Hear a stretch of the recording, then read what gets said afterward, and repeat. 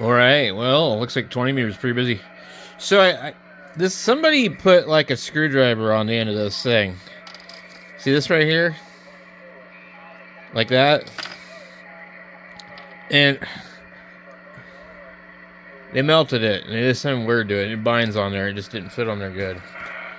And I got to looking online, and I'm like, there ain't supposed to be anything on here. I don't want to spin around this thing, but I can't get it off. So, I don't know what kind of glue they used. Either I leave it on, and I was thinking maybe I could just hit it with a heat gun. I don't know, it might just destroy the finish of this. I don't know.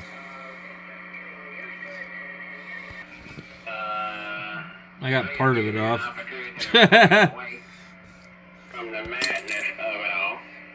Well, this guy's loud.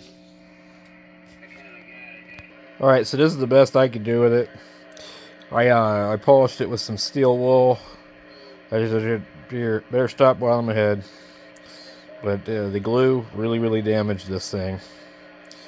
So we still at least have the shiny thing in the middle. If I could put this completely centered on a wheel, I could polish this thing up, pretty good. But this is good enough. I don't have to deal with that stupid knob. I can probably always find another heathkit knob some other place. This isn't going to bother me. So, but yeah, it was like, this is not going to work. So, we're just going to have to put some super glue on this, get it back on there, and good to go.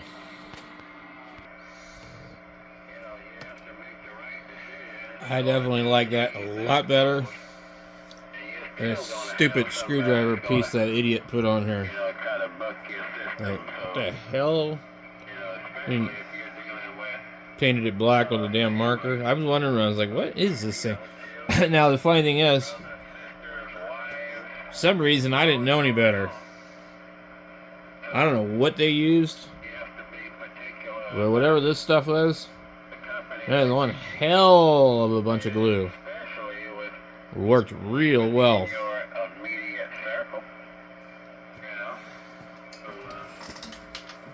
Anyway, we got that done.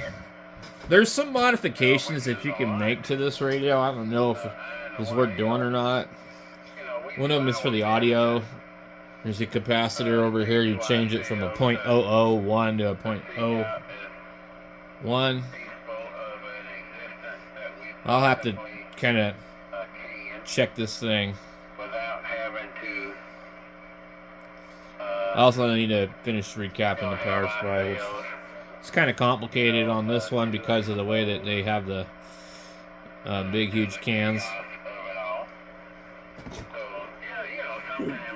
Obviously, you can't get those style of capacitors anymore, so.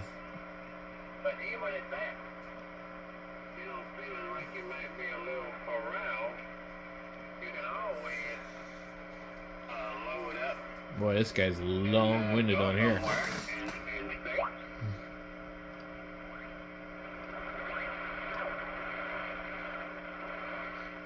This thing spins really nice now. I made a few adjustments too.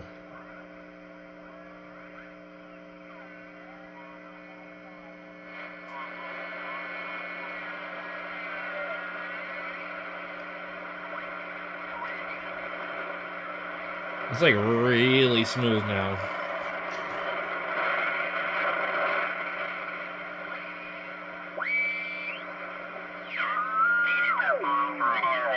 The C3 because I think it'll give me a little bit more,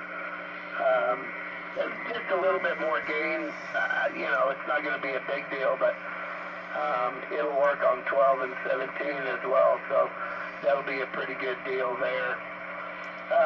Anyway, yeah, everything sounds great, and I don't know if we're coming into, it's going to start getting hot, and fire season's coming up, so that dude. And so I was going to ask you on the on the tank that you pull, that 250. How do you fill it up, Gary? Over.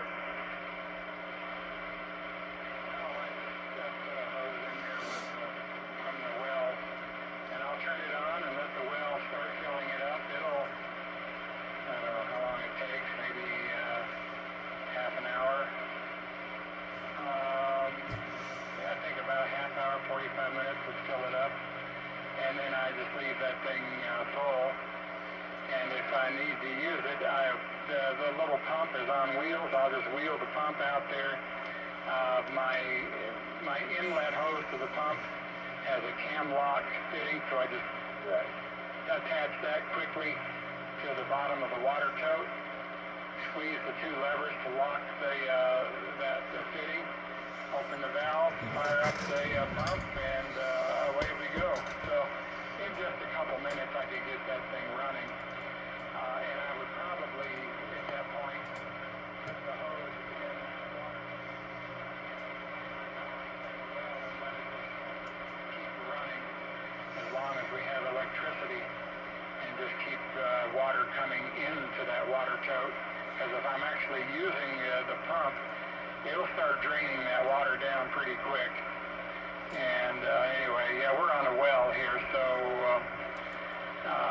that's good as long as we've got electricity, so that's why I want to keep some water stored.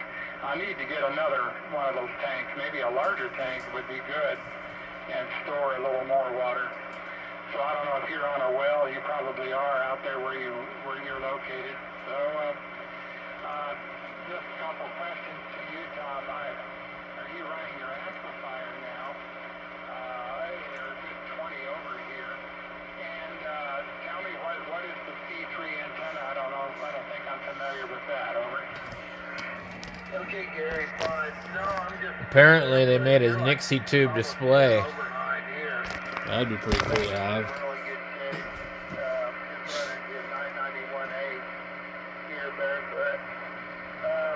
Yeah, the C3 is a 412.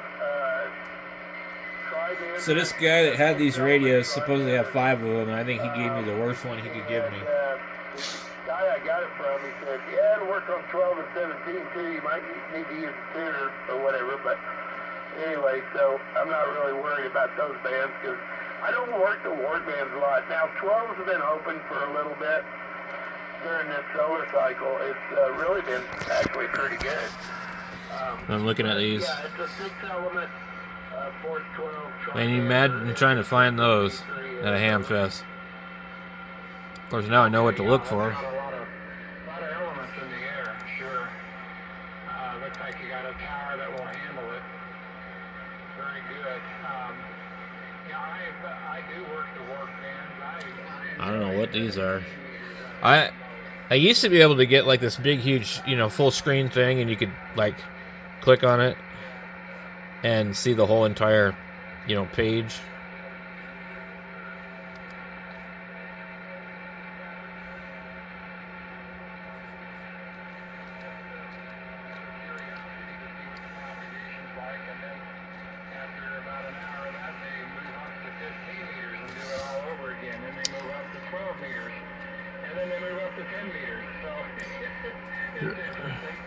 And I'm finding even with my little QRP rig, I'll run QRP on that net sometimes, and put out a 5-watt signal on my wire antenna. Single bander. I get reports from Ireland and from there's a guy in New Zealand that's usually on there, and he hears me quite I just well. don't know how anybody has the time or room for all this crap. These days.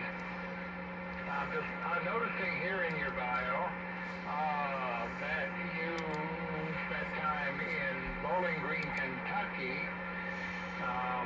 So that was not too far from where I grew up. I grew up in Nashville. And so being in Bowling Green, then you were probably, I think you're within the coverage area of the television station that I worked for. I used to work for Channel 5, and they're in Nashville. And it was WLAC television. Those are kind of neat looking. While I was there, they did a change and they See, why not just get one of those knobs and put it on here instead of gluing some crap to it? used to work down there Like, with, really? Chris Clark and Oprah same time. She was in the news department, and I was in the engineering area. And was a very interesting place to work. Over. Yeah, absolutely. I remember WLAC, Channel 5. We got that quite well off of the outdoor antenna. 1680. Just 1 minute. I got a side step for about 3 minutes, and I'll be right back. Yeah, I got a comment about that. Over. All right, I'll be right here. KCAQD standing by.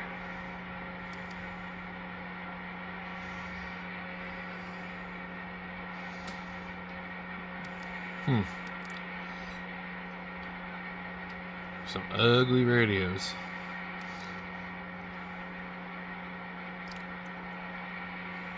A hot water 8. Huh. I wonder what that is.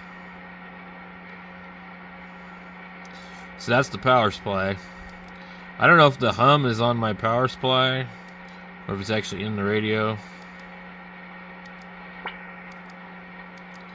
But anyway, I mean, you don't really hear it unless the volume is turned down. But boy, you hear it when it's down. It's loud. I don't know if it's on my transmit audio or not. But anyway, so we're just kind of fiddling around, and I'm gonna probably get it back together. Get it away from my radio here.